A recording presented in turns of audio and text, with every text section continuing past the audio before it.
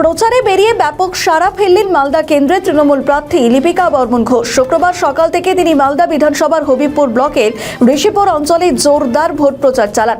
ঋষিপুরের কৃষ্ণনগর, বাহারগোলা, চাঁদপুর, শক্তিনগর, বসুনগর, অন্যদিকে আশরাফপুর সহ ঋষিপুর অঞ্চলের একাধিক এলাকায় ভোট প্রচার সারেন। আজ এই প্রচারে উপস্থিত ছিল একাধিক নেতৃত্ব। জনসংযোগের পাশাপাশি তৃণমূল প্রার্থী জানান বিপুল ভোটে জয়ী হবে তৃণমূল কংগ্রেস। আজকে ঋষিপুর অঞ্চলে প্রচার শুরু করলাম।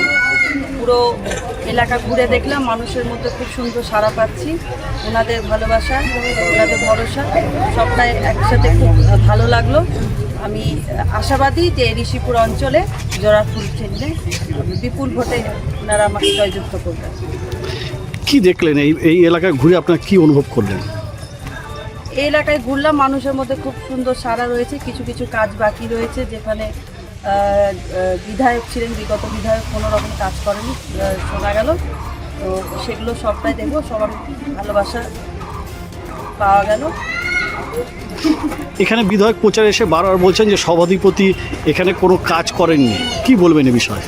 আমি পূর্বেই জানিয়েছি যে এই বিধানসভায় আমি প্রচুর কাজ করেছি। যাত্রাডাঙ্গা থেকে, ভাবুক থেকে, মোড়পুর স্বাস্থ্যকেন্দ্র, বিভিন্ন এলাকায় আমি কাজ করেছি। বারংবার আমি বলেছি, উনি 5 বছর বিধায়ক ছিলেন, উনি কি কাজ করেছেন সেটা উনি তুলে ধরেন।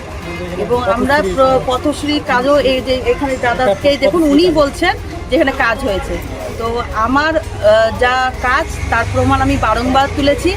উনি 5 বছর যে বিধায়ক ছিলেন এই এলাকার, এই বিধানসভার, উনি কি কাজ করেছেন উনি সেটা তুলে ধরবেন।